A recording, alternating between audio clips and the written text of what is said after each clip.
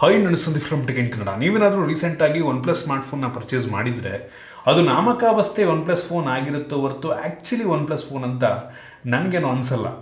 Core inside ಆ ಫೋನ್ನ ಒಳಗಡೆ ಅದೊಂದು ಓಪೋ ಸ್ಮಾರ್ಟ್ಫೋನ್ ಆಗಿರುತ್ತೆ. ಏನಕ್ಕೆ ಅಂತ ಪ್ರತಿಯೊಬ್ಬರಿಗೂ ಗೊತ್ತು. ಓಪೋದವರು ಕಂಪ್ಲೀಟಾಗಿ OnePlus-ಅನ್ನು ಕಂಟ್ರೋಲ್ ಮಾಡ್ತಾರೆ. OnePlus ಫೋನಲ್ಲಿ ಏನಿರಬೇಕು, ಏನಿರಬಾರ್ದು, ಏನು ಸ್ಪೆಸಿಫಿಕೇಷನ್ ಇರಬೇಕು, ಏನಿರಬಾರ್ದು, ಎಷ್ಟಕ್ಕೆ ಲಾಂಚ್ ಆಗಬೇಕು, ಪ್ರತಿಯೊಂದು ಡಿಸಿಷನ್ನ ಈ ಓಪೋದವರೇ ತಗೋತಾರೆ. ಸೊ ಯಾವ ಕಡೆಯಿಂದ ಇದು OnePlus ಫೋನ್ ಆಯಿತು ನೀವೇ ಯೋಚನೆ ಮಾಡಿ. ಇದು ಬರೀ OnePlus ಒಂದೇ ಕತೆ ಅಲ್ಲ, ರಿಯಲ್ಮಿ ಕತೆನೂ ಕೂಡ ಅದನ್ನೇ. ರಿಯಲ್ಮಿಯನ್ನು ಕೂಡ ಕಂಪ್ಲೀಟಾಗಿ ಓಪೋದವರೇ ಕಂಟ್ರೋಲ್ ಮಾಡ್ತಾರೆ. ಏನು ಸ್ಪೆಸಿಫಿಕೇಷನ್ ಇರಬೇಕು, ಏನು ಮಾಡೆಲ್ ಲಾಂಚ್ ಆಗಬೇಕು, ಪ್ರತಿಯೊಂದೂ ಕೂಡ ಪ್ರೈಸ್ ಏನಿರಬೇಕು, ಪ್ರತಿಯೊಂದೂ ಕೂಡ ಓಪೋದವರೇ ಕಂಟ್ರೋಲ್ ಮಾಡ್ತಾರೆ. ಆಯಿತಾ, ಇಷ್ಟು ದಿನ ಓಪೋದವರು ಜನಗಳಿಗೆ ಗೊತ್ತಾಗದಂಗೆ ಈ ರಿಯಲ್ಮಿ OnePlus ಫೋನೆಲ್ಲ ಲಾಂಚ್ ಮಾಡೋರು ಈಗ ಒಂದು ತಲೆಗೆಡ್ಸ್ಕೋತಿಲ್ಲ, ಓಪನಾಗಿ ಲಾಂಚ್ ಮಾಡ್ತಾರೆ. ಆಸಲ್ ಬ್ಲೇಡ್ ಅವ್ರ ಕೊಲಾಬ್ರೇಷನ್ನು ಓಪೋದವರ ಬ್ರ್ಯಾಂಡಿಂಗಲ್ಲೂ ಇದೆ, OnePlus ಬ್ರ್ಯಾಂಡಿಂಗಲ್ಲೂ ಇದೆ. ನೋಡ್ಬೋದು, ಎರಡು ಫೋನ್ ನಾನು ನಿಮಗೆ ತೋರಿಸ್ತಾ ಇದ್ದೀನಿ. ಆಸಲ್ ಬ್ಲೇಡ್ ಅವ್ರ ಜೊತೆ ಎರಡೂ ಬ್ರ್ಯಾಂಡಿಂಗಲ್ಲಿ ಕೊಲಾಬ್ರೇಟ್ ಮಾಡ್ಕೊಂಡಿದ್ದಾರೆ. ಜೊತೆಗೆ ರೀಸೆಂಟಾಗಿ ಒಂದು ಟ್ಯಾಬ್ಲೆಟನ್ನು ಲಾಂಚ್ ಮಾಡ್ತಾ ಆಯ್ತಾ. ಸೊ ಎರಡು ಕೂಡ same specification. First OnePlus launch ಆಗುತ್ತೆ, OnePlus ಪ್ಯಾಡ್ ಅಂತ. ನಂತರ ಒಂದು ತಿಂಗಳು ಬಿಟ್ಬಿಟ್ಟು ಓಪೋ ಪ್ಯಾಡ್ 2 ಅಂತ ಲಾಂಚ್ ಮಾಡ್ತಾರೆ. ಎರಡೂ ಕೂಡ ಡಿಟ್ಟೋ ಕಾಪಿ ಪೇಸ್ಟ್, ಏನು ಚೇಂಜ್ ಇಲ್ಲ.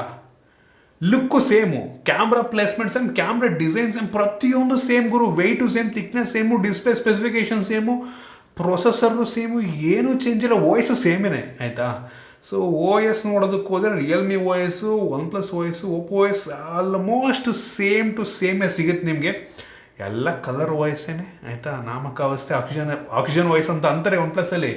ಎಲ್ಲ ಕಲರ್ ವಾಯ್ಸೇ. ನೋಡಿದ್ರೆ ಎಲ್ಲ ಐಕಾನ್ಸ್ ಎಲ್ಲ ಒಂಥರ ರಿಯಲ್ಮಿ UI ರೀತಿಯಲ್ಲೇ ಇರುತ್ತೆ OnePlus-ಇಂದು. ನೀವು ಒಂದು ಸ್ವಲ್ಪ ಚೆಕ್ ಮಾಡಿ ನೋಡಿ ಆಯಿತಾ. ರಿಯಲ್ಮಿ UIನ ಮತ್ತು OnePlus-ಇಂದು ಆಕ್ಸಿಜನ್ ವಾಯ್ಸನ್ನು ಎರಡು ಚೆಕ್ ಮಾಡಿ ನೋಡಿ. ಸೇಮ್ ಟು ಸೇಮ್ ಇರುತ್ತೆ. ನಿಮ್ಗೇನು ಅಂಥ ಮೇಜರ್ ಡಿಫ್ರೆನ್ಸ್ಗಳು ಕಾಣಲ್ಲ. ಸಣ್ಣ ಪುಟ್ಟ ಕಲರು ಥೀಮ್ ಚೇಂಜ್ ಮಾಡಿರ್ತಾರೆ ಹೊರತು OS ನೋಡೋದಕ್ಕೆ ಸೇಮ್ ಹಂಗೆ ಇರುತ್ತೆ ಆಯಿತಾ. ಸೇಮ್ ಟು ಸೇಮ್ ಎರಡು ಸ್ಪೆಸಿಫಿಕೇಷನ್ ನಾನು ನಿಮಗೆ ತೋರಿಸ್ತಾ ಇದ್ದೀನಿ.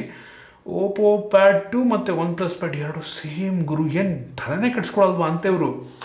ಎರಡು ಬ್ರ್ಯಾಂಡಿಂಗಲ್ಲಿ ಒಂದೇ ಒಂದು ಟ್ಯಾಬ್ಲೆಟನ್ನು ಲಾಂಚ್ ಮಾಡಾಕಿದ್ದಾರೆ. ಸೊ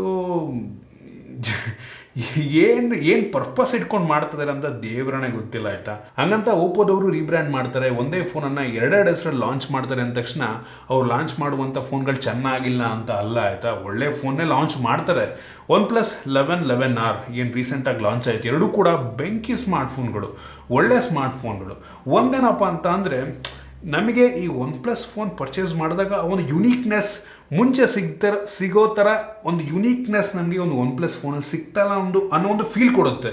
ಬಟ್ ಸ್ಪೆಸಿಫಿಕೇಷನ್ ಅಷ್ಟೇ ಸಕ್ಕದಾಗಿದೆ ಆಯಿತಾ. But user experience wise, OS wise ನಮಗೆ ಒಂದು ರೀತಿ ನಾನೇನೋ ಓಪೋ ಫೋನ್ ಯೂಸ್ ಮಾಡ್ತಾ ಇದ್ದೀನ ಅಥವಾ ರಿಯಲ್ಮಿ ಫೋನ್ ಯೂಸ್ ಮಾಡ್ತಾ ಇದ್ದೀನ ಅನ್ನೋ ಒಂದು ಫೀಲ್ ಕೊಡುತ್ತೆ. ಸೊ ನಂಗೆ ಅನ್ನಿಸ್ದಂಗೆ ಇದೇ ಪ್ರಾಬ್ಲಮ್. ಮೋಸ್ಟ್ಲಿ ಒಂದೊಂದು ರೀಜಿಯನ್ನಲ್ಲಿ ಒಂದೊಂದು ಬ್ರ್ಯಾಂಡಿಂಗಲ್ಲಿ ಲಾಂಚ್ ಮಾಡಿದ್ರು ಮಾಡ್ಬೋದು. ನಮ್ಮ ದೇಶದಲ್ಲಿ OnePlus ಬ್ರ್ಯಾಂಡಿಂಗಲ್ಲಿ ಲಾಂಚ್ ಮಾಡ್ಬೋದು, ಓಪೋ ಬ್ರ್ಯಾಂಡಿಂಗಲ್ಲಿ ಲಾಂಚ್ ಮಾಡದೇ ಇರ್ಬೋದು.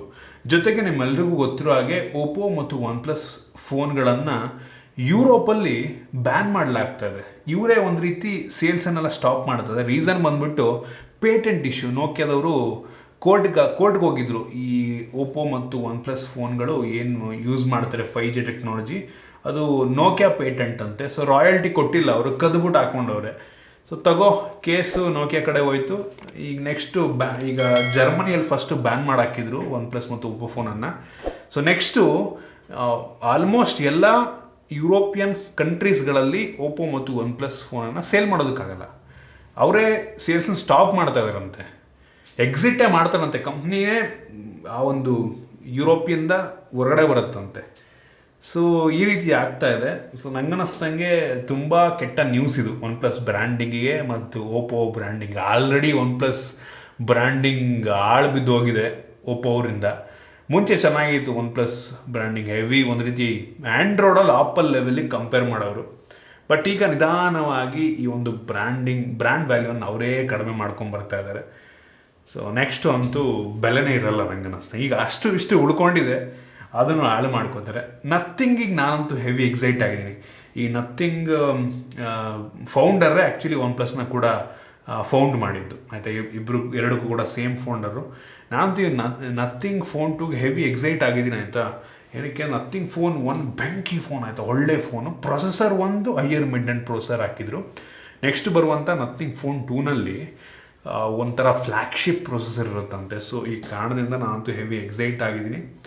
ಅದೇ CEO ಮೋಸ್ಟ್ಲಿ OnePlusಲ್ಲಿ ಇದ್ದಿದ್ರೆ ಇಲ್ಲಿವರೆಗೂ ಮೋಸ್ಟ್ಲಿ ಇನ್ನೂ ಹೊಸ ಇನೋವೇಷನ್ನು ಡಿಫ್ರೆಂಟ್ ಆಗಿರ್ತಿತ್ತು ಅಂತ ಕಾಣುತ್ತೆ.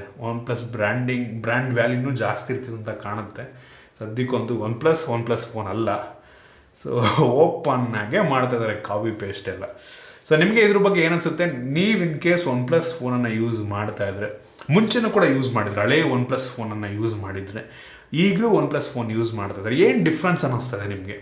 ಮುಂಚೆ ಹೆಂಗಿತ್ತು, ಈಗ ಹೆಂಗಿದೆ, ಏನು ಇಂಪ್ರೂವ್ ಮಾಡ್ಬೋದು, ಆಗತ್ತಾ ಫ್ಯೂಚರ್ನಲ್ಲಿ? ದಯವಿಟ್ಟು ಕಾಮೆಂಟ್ ಮಾಡಿ. ಸೊ ಇದಿಷ್ಟು ಈ OnePlus OPPO Pad 2 ಏನು ಲಾಂಚ್ ಆಗ್ತದೆ ಇದ್ರ ಬಗ್ಗೆ.